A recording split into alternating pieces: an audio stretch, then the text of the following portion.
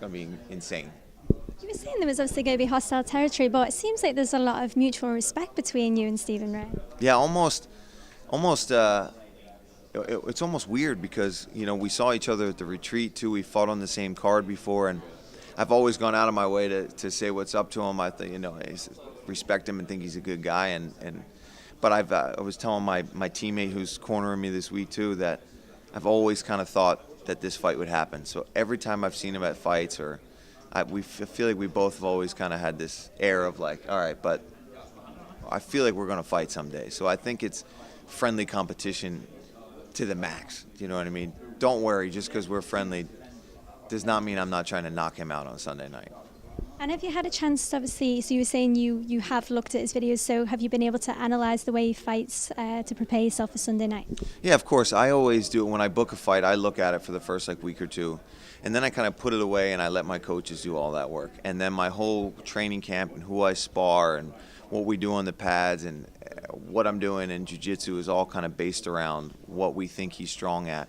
And always covering everything anyway, because you're never exactly the same guy from fight to fight, and fights never go how you plan them. So, we're sitting here talking about a stand-up war. It could be a grappling session on Sunday night. I don't know. I feel like even if we grapple, it's going to be an exciting one. But, yeah, I see things that I think I can take advantage of, and I'm sure he sees things he thinks he can take advantage of.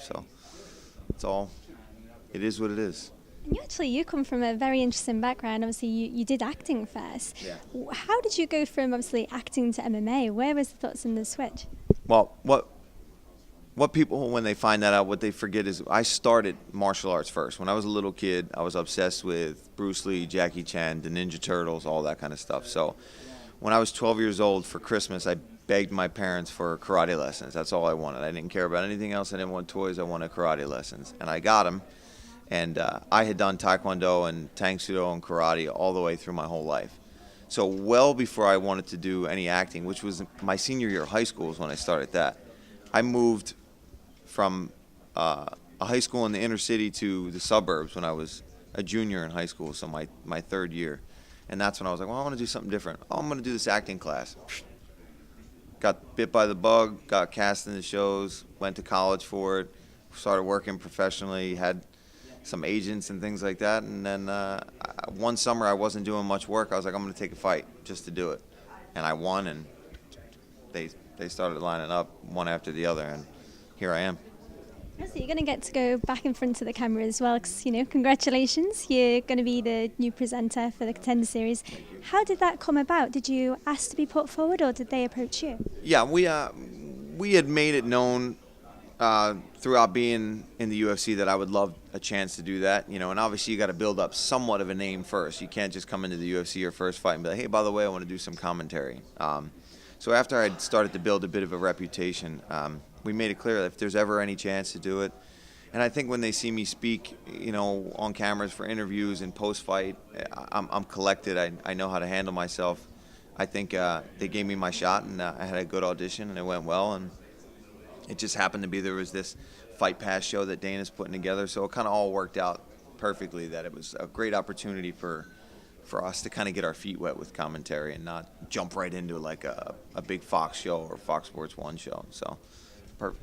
Obviously, it'll give you more advantage in fights because obviously you can study your opponents more. Do you think that'll give you a good advantage? Yeah, I mean, like I was saying, you get to sit and watch all these hungry fighters. I think anytime you're watching these guys that aren't in the UFC yet, that are dying to be where you are, it's good to see that because it motivates you to be like, wow, I want to keep my spot. You know what I mean? These guys are all gunning to get what I have. So it just fuels me even more. I was watching it late last night. I woke up in the middle of the night, couldn't sleep, and that's what I was doing. I was watching these guys.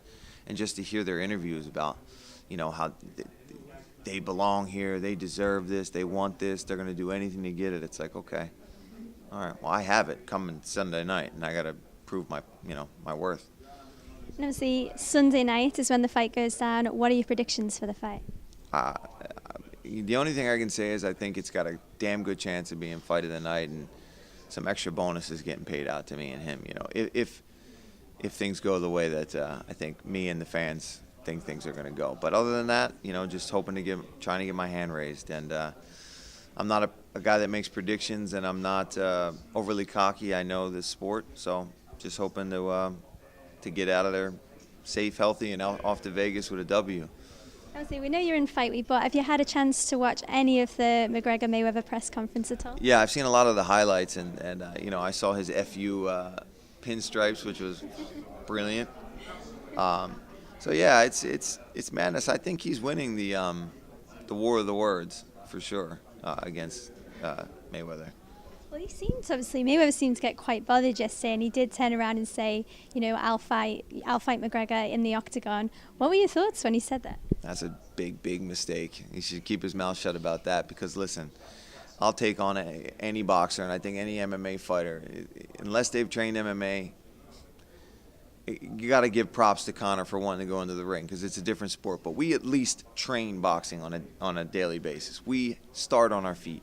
These guys will have no idea when they get elbowed or kicked in that leg and then double-legged, and you got to get up and then still try to fight on your feet. It's a different world. It's a different world. Well, thank you so much, and good luck on Sunday night. Thank you. I appreciate it. Thank you.